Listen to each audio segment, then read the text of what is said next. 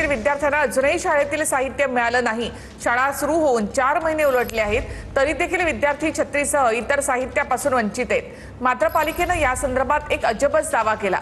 युद्ध सुरू असल्यामुळे विद्यार्थ्यांना छत्र्या देऊ शकलो नाही असं अजब स्पष्टीकरण मुंबई महापालिका प्रशासनाने दिलं। त्यामुळे संताप व्यक्त केला जातोय। विरोधकांमध्ये स्वतःमध्ये सुसंवाद नाही। सगळ्यात पहिला महत्त्वाचं म्हणजे मुळात असं होतं की त्यांनी जेव्हा प्रश्न विचारला त्यावेळी प्रशासनाने त्याच्यावरती असं उत्तर दिलं की त्यांना जो कॉन्ट्रॅक्टरने म्हटलं की आखाती युद्धामुळे मी हा पुरवठा करू शकलो नाही, ते उत्तर कॉन्ट्रॅक्टरने दिलेल्या उत्तरावरती प्रशासनाने सांगितलं। त्यांनी त्याच्यासाठी जो काही उशीर झालाय त्यासाठी फाईन किंवा अदर जे काही नियमावली आहे, दंडात कारवाई, ही सगळी कारवाई प्रशासनाने चालू केलेली आहे। जर त्यांनी पुरवठा उशिरा केला असेल तर नियमानुसार सगळ्यांवरती दंडात्मक कारवाई, कोणीही त्यातून सुटणार नाही।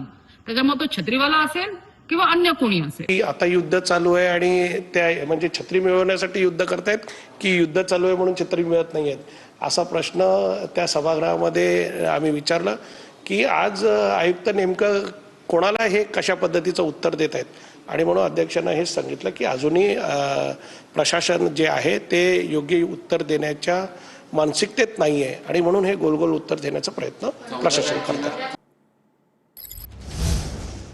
मालेगाव महापालिकेमध्ये शिंदेंची शिवसेना आक्रमक झाली आहे। उपमहापौर कार्यालयामध्ये टिपू सुलतानचा फोटो लावल्याप्रकरणी शिवसेना आक्रमक झाली आहे। शिवसेनेच्या नगरसेवकांकडून उपमहापौर कार्यालयाच्या बाहेर आंदोलन करण्यात आले आहे।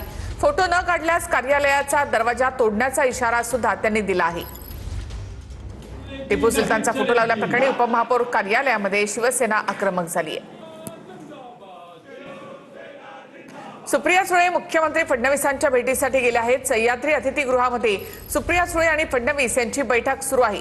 भोर तालुक्यामधील भोंगवली मधील प्रस्तावित GIS सबस्टेशन संदर्भात ही बैठक आहे।